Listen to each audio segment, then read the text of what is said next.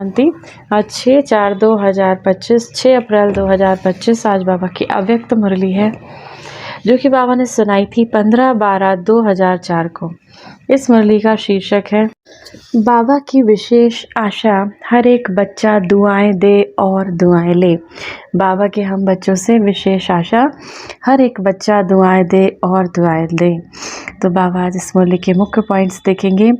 आज बाबा अपने चारों ओर के बेफिक्र बादशाहों की सभा को देख रहे हैं। आज शिव बाबा अपने चारों ओर के बेफिक्र बादशाह, जो बाबा के बच्चे जिन्होंने अपनी सारी जिम्मेदारियां बाबा को सौंप दी, तो बाबा ऐसे बेफिक्र बादशाहों की सभा को देख रहे हैं। ये राजसभा सारे कल्प में इस समय ही है। बाबा कहते हैं सारे कल्प में, सतयुग, त्रेता, द्वापर, कलयुग और ये संगम का समय जब परमात्मा इस धरा पर आए, तो इस समय बाबा कहते हैं ये सभा है। रूहानी फ़क्र में रहते हो, बाबा कहते हैं तुम्हें रूहानी नशा रहता है, इसीलिए बेफिक्र बादशाह हो। सवेरे उठते हो तो बेफिक्र, चलते फिरते कर्म करते भी बेफिक्र, और सोते हो तो भी बेफिक्र, नींद में सोते हो। ऐसे अनुभव करते हो ना। स्वराज अधिकारी इन कर्मेंद्रियों के ऊपर राज करने वाले बेफिक्र बादशाह हो, अर्थात स्वराज अधिकारी हो। स्वराज अधिकारी माना अपने सभी कर्मेंद्रियों पर राज करने वाले बेफिक्र बादशाह हो, अर्थात स्वराज अधिकारी हो। तो ऐसी सभा आप बच्चों की है, क्योंकि अपनी सारी फिक्र आपने शिव बाबा को दे दी। फिक्र खत्म और बेफिक्र बादशाह बन अमूल जीवन अनुभव कर रहे हो। सबके सिर पर पवित्रता के लाइट का ताज स्वतः ही चमकता है। बेफिक्र के ऊपर लाइट का ताज है। अगर कोई फिक्र करते हो, कोई बोझ अपने ऊपर उठा लेते हो, तो मालूम है सिर पर क्या आ जाता है? बोझ के टोकरे आ जाते हैं। बाबा कहते हैं अभी क्या बाबा ने आपको कौन सा ताज दिया? लाइट का ताज सर पर दिया। फिर कोई फिक्र करने लगते हो, परेशान होने लगते हो, तो बाबा कहते हैं फिर क्या आता है?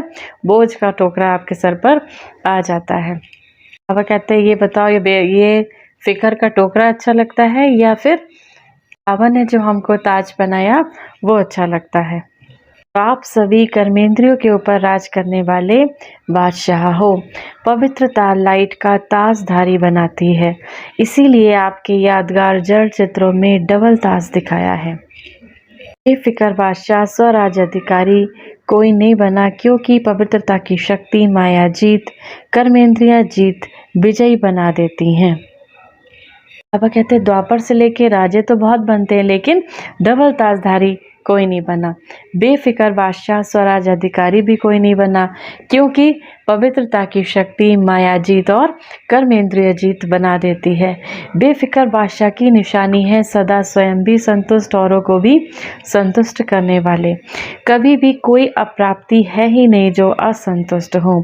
जहाँ अप्राप्ति है वहाँ असंतुष्टता है, जहाँ प्राप्ति है वहाँ संतुष्टता है।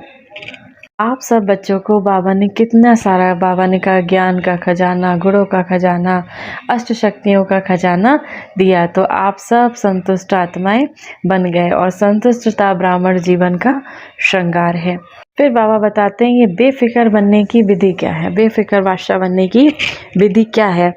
ये बाबा कहते हैं बहुत मुश्किल नहीं है, सिर्फ एक शब्द की मात्रा को थोड़ा सा अंतर है। वह शब्द है मेरे को तेरे में परिवर्तन करो।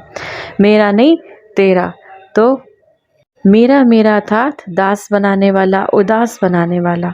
माया के दास बन जाते हो तो उदास हो जाओगे। उदासी अर्थात माया के दास बनने वाले, माना विकारों के दास बनने वाले। क्या बच्चों को बनाना चाहते हैं? बेफिक्र बादशाह। बाबा कहते हैं अगर अभी भी कहीं पर भी कोने में कोई फिक्र रख दिया है तो बाबा को दे दो। आज बाबा बच्चों को बेफिक्र बादशाह का ताज पहना रहे हैं। बाबा कहते हैं अभी भी कोई फिक्र हो, कोई भी जिम्मेदारी ऐसी हो, बाबा को सौंप दो। अपने पास बोझ क्यों रखते हो? अमृत बेला जब भी उठो तो चेक करना, विशेष वर्तमान समय सब कॉन्शियस में कोई बोझ तो नहीं है।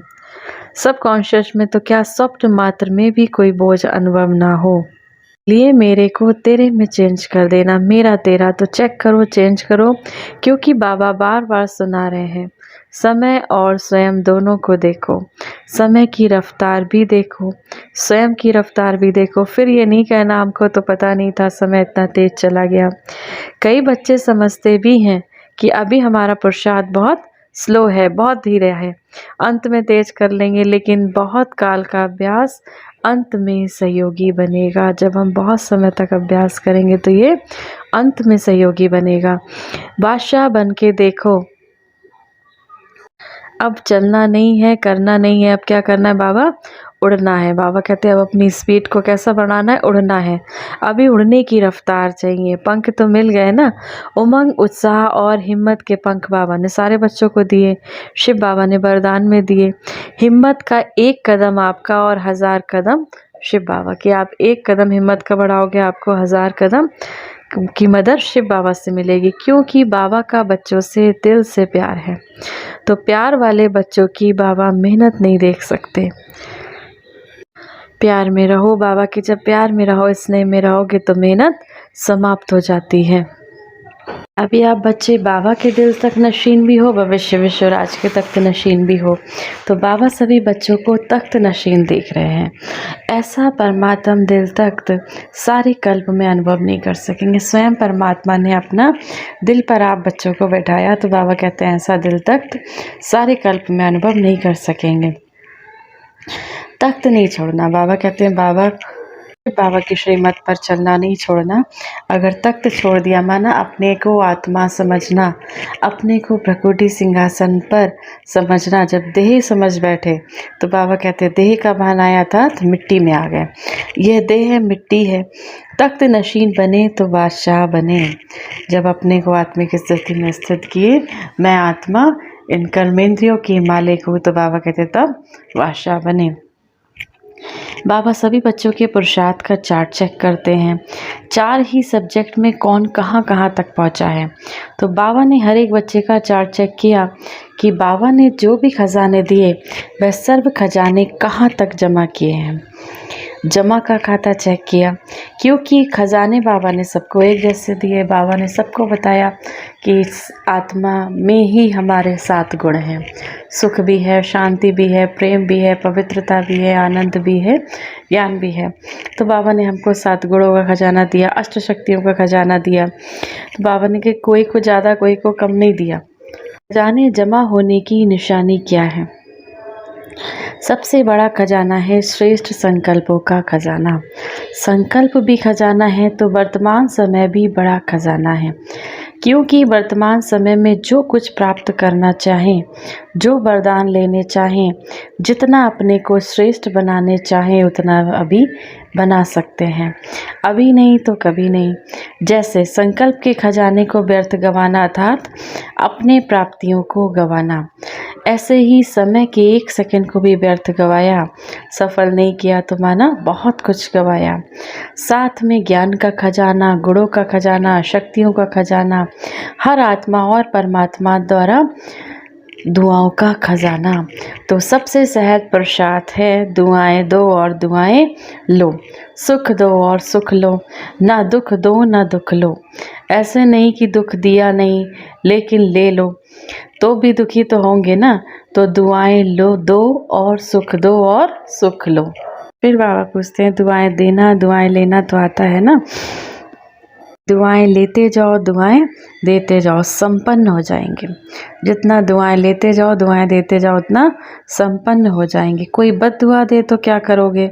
लेंगे। बद दुआ आपको देता है तो आप क्या करेंगे? अगर बद दुआ मानो ले लिया तो आपके अंदर स्वच्छता रही। बद दुआ तो खराब चीज़ है, तो आपने ले ली, अगर आपने अंदर से स्वीकार कर ली तो आपका अंदर स्वच्छ नहीं रहा। और अगर ज़रा सा भी डिफेक्ट रहा तो परफेक्ट बन नहीं सकते। खराब चीज़ कोई दे तो आप क्या ले लेंगे? नहीं लेते ना।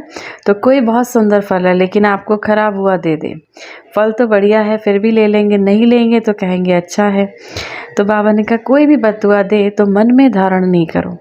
समझ में आता है ये बद्दुआ है, लेकिन बद्दुआ अंदर धारण नहीं नहीं करो, नहीं तो डिफेक्ट हो जाएगा। तो अभी ये वर्ष, अभी थोड़े दिन पड़े हैं पुराने वर्ष में, लेकिन अपने दिल में दृढ़ संकल्प करो।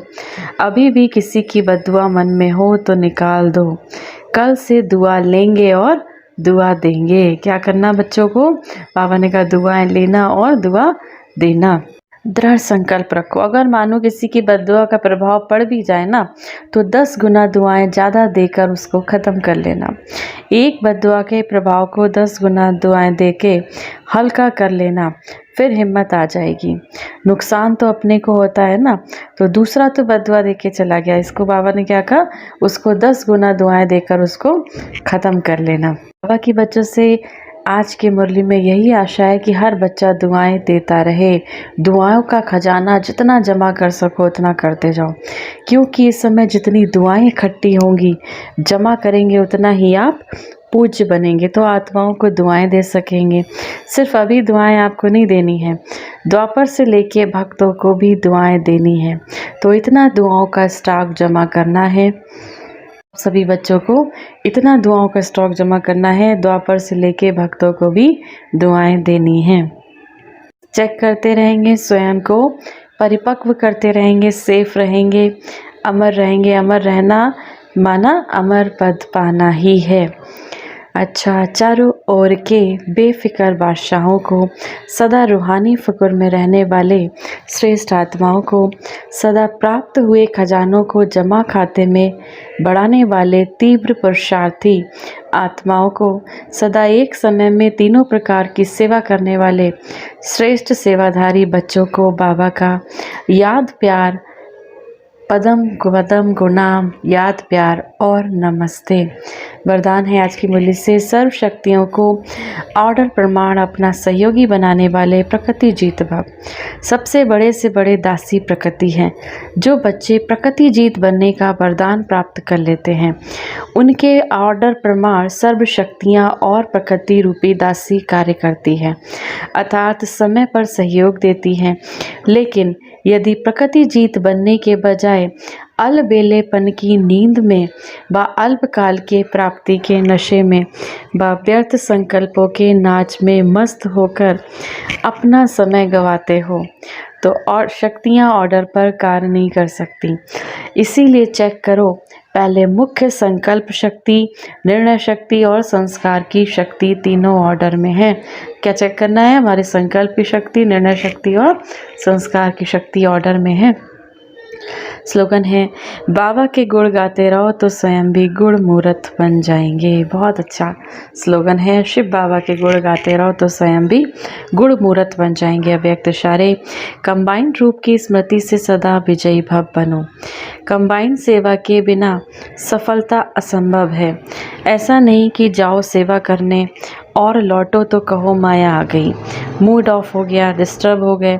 इसीलिए अंडरलाइन करो, सेवा में सफलता या सेवा में वृद्धि का साधन है स्व की सेवा और सर्व की कंबाइंड सेवा। सेवा में सफलता या सेवा में वृद्धि का साधन है स्वयं की सेवा और सर्व की कंबाइंड सेवा। आज की मुरली से सम्मान का अभ्यास करेंगे। मैं मास्टर सर्वशक्तिवान आत्मा हूँ और बाबा की विशेष श्रीमत, विशेष आशा, विशेष आज्ञा हम बच्चों के लिए, हर एक बच्चा दुआएं दे और दुआएं ले। ओम शांति।